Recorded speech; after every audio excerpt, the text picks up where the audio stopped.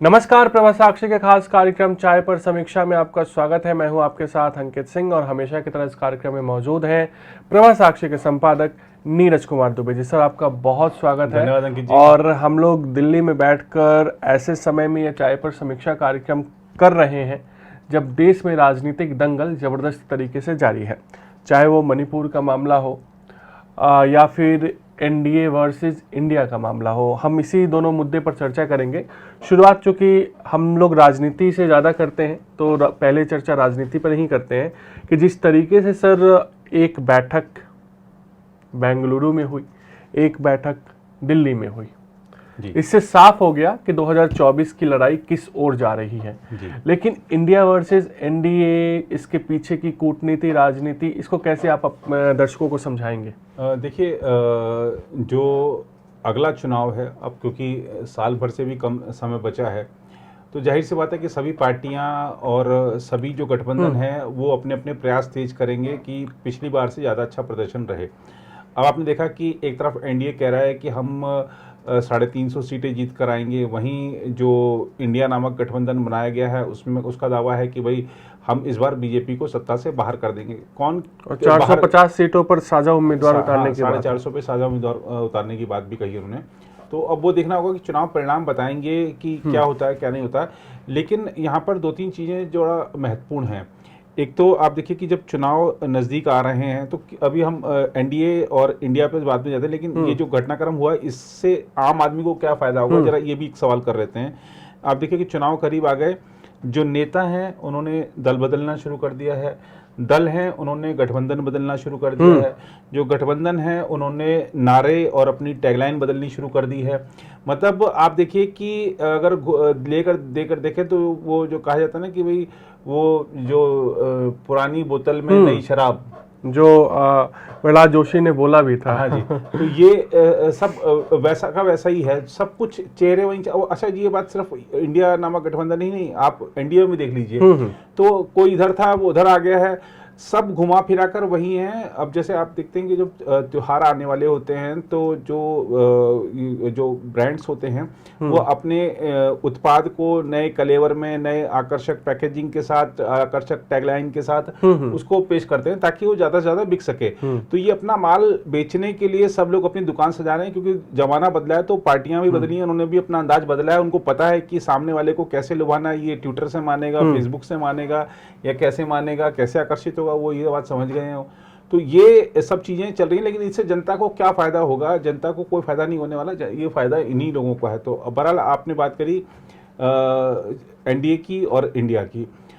अब आप देखिए कि जो नाम रखा गया है इंडिया, ये नाम तो बहुत आकर्षक है, अच्छा है, लेकिन ये भी एक बड़ा सवाल है कि ये आपने नाम रख लिया, लेकिन क्या आप भारत को अच्छी तरीके से समझते हैं? भारत का जो कानून है क्या उसका 100% पालन आपके अपने शासित पार्टी शासित राज्यों में हो रहा है? तो इसका जवाब होगा नहीं। आपने देखा कि किस तरीके से ये जितने भी नेता वहाँ पे मंच पे दिखे थे, कोई भी एक भी ऐसा नेता नहीं है जो किसी न किसी आरोप से नहीं घिरा हो या जिसके खिलाफ कोई जांच ना चल रही हो। तो ये तभी प्रधानमंत्री जी ने कहा भी जिस दिन बैठक चल रही थी कि ये कट्टर भ्रष्टाचारियों का सम्मेलन है। तो एक तरफ ये भी है।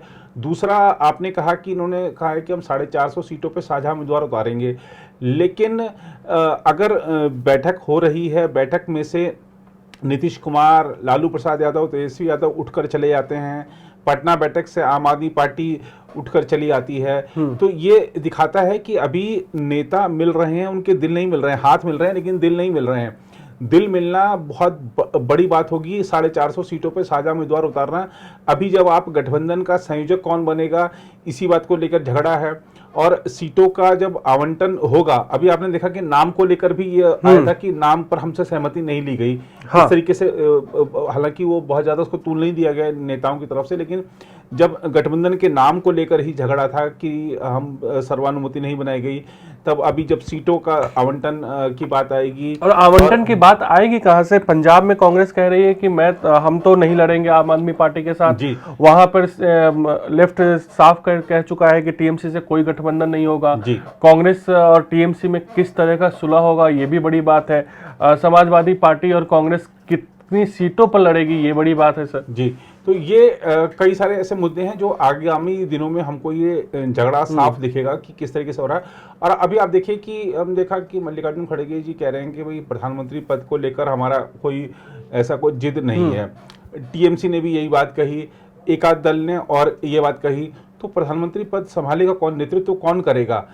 आप नरेंद्र मोदी के खिलाफ किसको खड़ा करना चाहते हैं, तो देश जानना चाहता है ना। तो हो सकता है आई.के. गुजराल और एच.डी. गौड़ा वाला फॉर्मूला है। हाँ, लेकिन वो भी बात आती है कि ठीक है, अगर वो आप फॉर्मूला लेके आते हैं, लेकिन वो क्या राजनीतिक अस्थिरता के दौर में देश वापस जाना चाहता है? क्या देश वो देखना चाहता है वो दिन फिर से कि गठबंधन सहयोगियों को मनाने के लिए जो सरकार का मुखिया होता था वो अपने प्रतिनिधि को भेजता था कि जाओ उसको मना के आओ, ठीक है हम उसकी सारी बात मान लेंगे, वो समर्थन वापस नहीं ले, हम ये कानून वापस लेते हैं, ये वो समर्थन वापस नहीं ले, या हम उसके भ्रष्टाचार की फाइलें दबा लेते हैं, वो समर्थन वापस नहीं ले। क्या हम उस दौर में जानना चाहते हैं जब नीतियों में शिथिलता थी, जब सरकारें साहसिक फैसला लेने से घबराती थीं?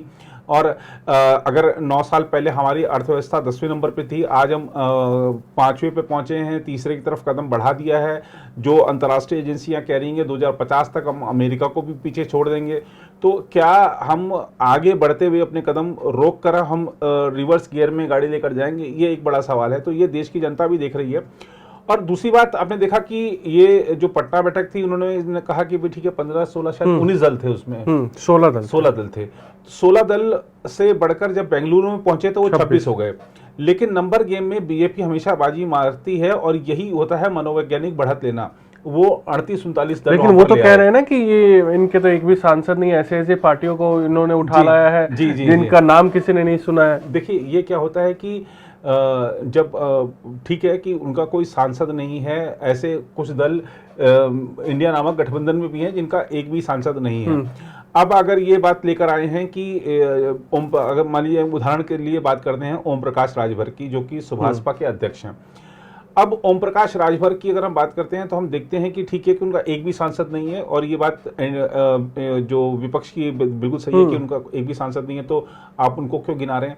लेकिन आपको जाकर देखना चाहिए कि ओम प्रकाश राजभर की ताकत क्या है। ओम प्रकाश राजभर की ताकत हमने उनके जिलों में देखी है, 30 जिलों में ताकत है जी। और खास तौर पर जो आजमगढ़ जिला है और जो गाजीपुर जिला है, आजमगढ़, मऊ, गाजीपुर, बलिया, श्रावस्ती, ये सब जो क्षेत्र हैं, इन जिलों में मैं खूब घूमा हूं। और इन जिलों में सिर्फ वो कोई किसी पार्टी की लहर नहीं, मैंने कई लोगों से बातचीत करी, तो अगर वो राजभर है तो उसको सिर्फ इसी बात का इंतजार है कि ओम प्रकाश राजभर क्या कहेंगे, बिल्कुल कहां। और 2022 के चुनावी नतीजों को देखा सवाल ही नहीं है किस पार्टी ने आपको क्या प्रधानमंत्री आवास दे दिया है, कुछ दे दिया है, कोई उससे मतलब नहीं है लोगों को। राजभर जी ने क्या कह दिया?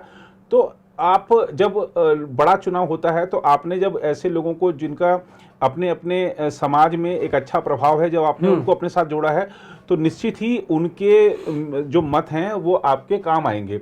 और हमने देखा कि किस तरीके से 2022 का जो विधानसभा चुनाव था उसमें वो समाजवादी पार्टी के साथ गए और समाजवादी पार्टी का अच्छा प्रदर्शन रहा। पूर्वोत्तर में पूर्वांचल में भाजपा का बहुत कम अच्छा प्रदर्शन रहा जी। तो ये पूर्वांचल में, जबकि आप देखिए कि जो बीजेपी के जो दो बड़े धुरंधर नेता हैं, प्रधानमंत्री मोदी और मुख्यमंत्री योगी, ये पूर्वांचल की ही राजनीति कर रहे हैं। उसके बावजूद पूर्वांचल को समय रहते बीजेपी साध रही है। तो इसलिए आप ये कहें कि ओम प्रकाश राजभर का एक भी सांसद नहीं है तो आप उनको गिना रहे हैं, तो लेकिन आप उनकी क्षेत्र में ताकत समझिए। और विपक्ष को भी ये बात समझनी होगी कि आप भले कह रहे हैं कि हम 450 सीटों पर उम्मीदवार तो उतार देंगे, हम बीजेपी को सत्ता से बाहर कर देंगे।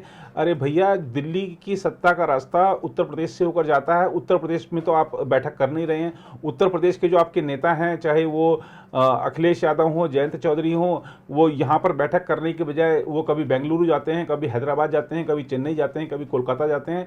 वोट उत्तर प्रदेश की जनता को देना है। और उत्तर प्रदेश में ये फॉर्मूला अपनाया जा चुका है और कांग्रेस समाजवादी पार्टी एक साथ चुनाव लड़ चुकी हैं। बस, और जो चिर प्रतिद्वंद्वी थे बसपा और सपा, वो भी साथ मिलकर लड़के चुनाव देख चुके हैं। तो और अगर हम कांग्रेस की बात करें तो कांग्रेस तो सिर्फ वहां पर ट्विटर पर ही नजर आती है, वहां पर कोई जनाधार भी नहीं है, संगठन भी नहीं बचा है। जो उत्तर प्रदेश कांग्रेस के बड़े नेता थे प्रमोद तिवारी, वो खुद राजस्थान से अब राज्यसभा के सांसद हैं, उनका भी फोकस उत्तर प्रदेश पर नहीं है, उत्तर प्रदेश की राजनीति पर वो भी नहीं बात करते हैं। तो उत्तर प्रदेश में जब तक आप मजबूत नहीं होंगे तब तक आप दिल्ली के ख्वाब नहीं देख सकते हैं। 2.33 वोट परसेंट था 2022 के विधानसभा चुनाव। निराशाजनक प्रदर्शन था आपका। अगर एक भी अब हो सकता है कि अगले चुनाव में आपके पास एक भी सांसद नहीं हो वहां पे कांग्रेस का उत्तर प्रदेश में, और बीजेपी जो वहां पे जातिगत और राजनीतिक समीकरण साधने में लगी हुई है और उत्तर प्रदेश पे लगातार फोकस कर रही है। और वहां पर अभी बीएल संतोष भी गए हुए हैं कि वहां पे संगठन के पदाधिकारियों के साथ बैठक चल रही है। लगातार बीजेपी उत्तर प्रदेश पर फोकस की हुई है और खासतौर पर उसने दक्षिण में हमने देखा कि किस तरीके से अपना प्रसार करना शुरू किया था और पांव फैलाने शुरू किए थे, ध्यान देना शुरू किया था। लेकिन अगर आप देखेंगे हाल के दिनों में तो नॉर्थ पर फिर से बीजेपी ने फोकस करना शुरू किया, क्योंकि वो उसका गढ़ है, तो वो इसी गढ़ के बहाने दिल्ली का किला बचाना चाहती है। तो ये बात समझनी होगी कि आप 450 की बात कर रहे हैं कि हम उतार देंगे, लेकिन इतना आसान नहीं है। और दूसरा यहाँ पर क्या है कि एक हमने देखा कि किस तरीके से अगर आपने उस दिन जो एनडीए की मीटिंग थी उसमें अगर आपने नरेंद्र मोदी जी का भाषण सुना हो तो वो पूरा का पूरा भाषण जो था वो उसमें उन्होंने एक तरह से ये जो सरकार की जो भी उपलब्धियां हैं उसका पूरा श्रेय एनडीए को दिया। बीजेपी को बिल्कुल उन्होंने साइड में रखा था उस दिन। सारा का सारा एनडीए, जैसे अगर हम आम बोलचाल की भाषा में करें तो जैसे होता है कि मान लीजिए कोई व्यक्ति अगर कोई बड़ा पदाधिकारी बन गया है तो वो अपने परिवार में लोगों को खुश करने के लिए कह देता है कि भाई जो कुछ हूँ मैं चाचा जी का आशीर्वाद से ही हूँ, जबकि वो अपनी पढ़ाई लिखाई उसने खुद करी है, मेहनत उसने करी है, लेकिन वो सबको उसका श्रेय देता है। तो उस दिन सारा श्रेय, और खास तौर पर उन्होंने जिस तरह से प्रधानमंत्री जी ने एनडीए के गठन में चाहे अटल जी की भूमिका हो, आडवाणी जी की भूमिका हो, शरद यादव, अजीत सिंह, रामविलास पासवान, इन सब नेताओं को, बाला साहब ठाकरे, प्रकाश सिंह बादल, इन सब का उल्लेख किया, उनको याद किया, तो ये दिखाता है कि वो जड़ों की ओर भी लौट रहे हैं और जो नए जो वहाँ पर लोग उपस्थित थे उनको भी सम्मान दे रहे हैं। और खास तौर पर प्रधानमंत्री ने इस बात को महसूस किया, जैसा कि शिवसेना यूपीटी जो है उसके नेता बार बार कहते हैं कि भाई ये जब हम एनडीए में थे तब तो कोई बैठक ही नहीं होती थी, और ये जो प्रधानमंत्री जी का ये कार्यकाल है उसमें एनडीए की ये पहली बड़ी बैठक थी। तो अब आपने अंत में अगर उनका भाषण सुना हो तो अंत में उन्होंने कहा कि मुझे ऐसा बहुत सारा बार हुआ होगा एनडीए के सहयोगियों को कि मैंने मिलने का समय मैं नहीं दे पाया हूँ व्यस्तता की वजह से, या कोई रैली है, कोई सभा है तो आपको मंच पे बैठना था लेकिन आप साइड में ही रह गए, उस पर हमारा ध्यान नहीं दिया। तो उन्होंने कहा कि जब मेरे को एक भी शिकायत नहीं आई, ये दिखाता है कि किस तरीके से जो एनडीए के जो सहयोगी हैं वो हमारा सम्मान करते हैं, हमको प्यार करते हैं। तो एक तरह से उन्होंने अप्रत्यक्ष रूप से क्षमा भी मांगी कि हमने सबको सम्मान नहीं दिया। तो ये जो संबोधन था उस दिन का उनका पूरी तरीके से था कि प्रधानमंत्री नरेंद्र मोदी अटल जी वाली गलती नहीं करना चाहते। अटल जी जब 2004 का जब लोकसभा चुनाव हो रहा था उस समय जो बीजेपी के वरिष्ठ नेता थे, चाहे वो अध्यक्ष के तौर पर वेंकैया नायडू हों, उस समय प्रमोद महाजन थे, बाकी सब जो नेता थे जो कि बीजेपी के चुनाव प्रचार की रूपरेखा देख रहे थे, उन्होंने इस बात की परवाह नहीं की थी कि एनडीए का कोई साथी छोड़कर जा रहा है गठबंधन को तो हम उसको वापस बुलाकर लाएं। चाहे डीएमके चली गई थी, रामविलास पासवान चले गए थे, एक आध और बड़े दल चले गए थे, लेकिन यहाँ पर उनको पता है कि हमको मैसेज नहीं देना है कि हमको कोई छोड़कर जा रहा है चुनाव के समय, हमको हमारे साथ और लोग जुड़ रहे हैं। तो वो अटल जी वाली गलती नहीं करना चाहते प्रधानमंत्री मोदी, तो इसलिए भी वो जो उस दिन की एनडीए की बैठक थी मुझे लगता है कि काफ़ी बड़ा प्रभाव छोड़ने में सफल रही है वो। और देखना होगा कि आगे जिस तरीके से चुनाव प्रचार, अब मुझे लगता है कि शायद अगस्त के बाद से प्रधानमंत्री जी की भी रैलियां लगातार हैं विभिन्न प्रदेशों में, और जो दूसरे गठबंधन है उनकी भी बैठकें भी, जैसे उन्होंने शायद बॉम्बे में कही है बैठक के लिए, उसके बाद राहुल गांधी भी फिर से कुछ यात्रा वगैरह निकालने, तो ऐसे सबके अब कार्यक्रम अब क्योंकि चुनाव निकट आ गया तो चलेंगे। और लेकिन हमको ये ध्यान रखना चाहिए कि ये जितने भी अभियान चलें, अभी चुनाव दूर है, लेकिन जिस तरीके से हमारा जो राजनीतिक भाषा शैली है उसमें जो मर्यादा का स्तर गिरता है ना, उससे आम आदमी को बड़ी वेदना होती है। तो जरा नेता इस सब का भी ध्यान रखें। बिल्कुल।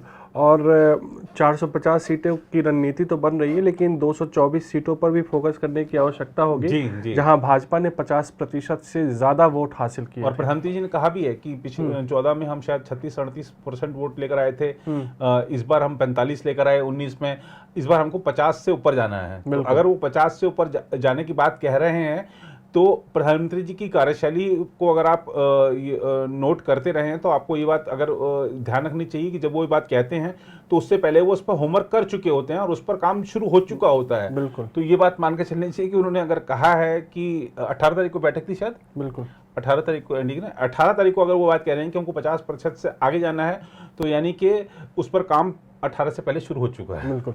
खैर दूसरे टॉपिक पे बढ़ते हैं, और एक वीडियो आई मणिपुर से, उसने वाकई हम सबको शर्मसार किया है, और जिस तरीके से राजनीति हो रही है उसने भी हम सबको दुखी किया हुआ है। सर, महिलाओं को हमारे देश में माँ का दर्जा प्राप्त है, हम सम्मान करते हैं, और नेताओं अपने भाषण में भी नेताओं की ओर से इस तरह की बातें कही जाती है, लेकिन मणिपुर को लेकर सड़क से संसद तक, सुप्रीम कोर्ट तक हो हल्ला शोर शराबा खूब देखने को मिला, राजनीतिक वार पलटवार का दौर। लेकिन राजस्थान, जोधपुर का मामला, या फिर बंगाल, जहां पुलिस कह रही है कि किसी महिलाओं के खिलाफ अत्याचार नहीं हुआ, लेकिन वो महिला आके कह रही कि मेरे बाल पकड़े गए, मेरी साड़ी खींची गई। बिहार, आप बेगूसराय का जो वीडियो सामने आया है, इसके अलावा जिस तरीके से एक बड़े व्यवसायी को मुजफ्फरपुर में गोली मार दी जाती है, उसके अंगरक्षक को भी मारी जाती है, विपक्ष के किसी नेता ने भी, चाहे राजस्थान हो, बंगाल हो या फिर बिहार हो, एक ट्वीट तक उचित करना उचित नहीं समझा। लेकिन मणिपुर को लेकर जिस तरीके से संग्राम है, क्या ये सिर्फ एजेंडा बनकर रह गया है कि कैसे भी हमें भाजपा को घेरना है तो हम घेरेंगे? जी बिल्कुल सही कह रहे हैं आप। मुझे ना ये जो आपने कहा उसमें एक, आपने अगर द कश्मीर फाइल्स देखी हो तो उसमें एक डायलॉग है, बड़ा अच्छा डायलॉग है, वो मुझे ध्यान आ रहा है। वो डायलॉग शायद ऐसा है कि सरकार बदल गई लेकिन सिस्टम तो हमारा है। तो वो सिस्टम जो है ना, वो सिस्टम वो काम करता है। अब आप देखिए कि मणिपुर की घटना पर सुप्रीम कोर्ट भी स्वतः संज्ञान लेता है, लेकिन मालदा में जो साड़ी खींची जा रही थी, बेगूसराय में जो लड़की निर्वस्त्र की जा रही थी, या राजस्थान में करौली में जो घटना हुई, क्या किसी ने स्वतः संज्ञान लिया? नहीं लिया। क्या कोई कैंडल मार्च निकला? नहीं निकला। क्या कोई सोशल मीडिया पर तीखी टिप्पणियां इसको लेकर विपक्षी जो नेता हैं उनकी तरफ से की गई? नहीं की गई। क्या किसी बड़े पुरस्कार प्राप्त व्यक्ति ने अपना पुरस्कार लौटाने का ऐलान किया? नहीं किया। तो ये दिखाता है कि जो सिस्टम है वही सिस्टम काम कर रहा है, कि एक खास पार्टी के शासन वाले राज्यों में अगर कोई भी घटना हो, आपको उसको मुद्दा बनाना है, आपको दिखाना है कि भारत खतरे में है। सिर्फ एक चीज नहीं, पूरा भारत खतरे में, इस तरीके का आपको एक रूपरेखा, एक चित्रण करना है देश का। और दूसरा पार्टी शासित जो राज्य हैं वहाँ की जो घटनाएं हैं उन पे आप मौन रहिए और हंगामा इसी मुद्दे को लेकर करते रहिए। जितना जोर से चिल्लाएंगे उतना सामने वाली की आवाज दब जाएगी। ये एक इन लोगों का जो यही माओवादियों का स्टाइल है, तभी इनको अर्बन नक्सल भी कहा जाता है। अब आप देखिए कि ये जो मणिपुर की घटना हुई, वाकई उस जो वहाँ पर जो भी उपस्थित था और जिसने भी इसको अपनी आंखों से देखा है और बिल्कुल इसको रोकने का प्रयास नहीं किया, वो सारे के सारे मृत्यु दंड के भागी बनने चाहिए। तभी उन महिलाओं को भी शांति होगी और हर आम भारतीय को भी शांति होगी कि हाँ, महिलाओं को न्याय मिल रहा है। लेकिन महिलाओं का जो सम्मान होता है वो समान होना चाहिए। आप मणिपुर की महिला के लिए अगर हम जो न्याय की मांग कर रहे हैं, हमको मालदा की महिला के लिए भी वही न्याय की मांग करनी चाहिए, हमको जोधपुर या करौली की महिला के लिए भी वही मांग करनी चाहिए। तो लेकिन हमारे यहाँ पर जो महिलाओं के सम्मान को लेकर जो एक दोगलापन देखने को मिलता है, जो उस पर राजनीति होती है। अब आप देखिए कि मणिपुर की घटना का जो वीडियो 4 मई का है, अब लेकिन संसद का सत्र शुरू होने वाला है, उससे ठीक एक दिन पहले ये वीडियो जारी किया जाता है। मणिपुर में अशांति पैदा की जाती है, होगी ही। अगर ऐसा वीडियो सामने आएगा तो आक्रोश पनपेगा, स्वाभाविक भी है।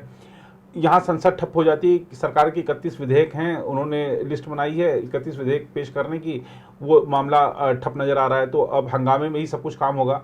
और ये एक देखिए सिलसिला चल पड़ा है, और इसको भी ये जो कहते हैं ना कि ये अपना टूल किट जो गैंग है, अब आप देखिए कि यहाँ पर सत्र से ठीक मानसून सत्र से ठीक पहले आता है मणिपुर का वीडियो। अभी हमने देखा था बजट सेशन के टाइम आ गया अडानी वाला मामला, हिंडनबर्ग की रिपोर्ट आती है। उससे पहले हमने देखा कि जो पेगासस वाला मामला आया था।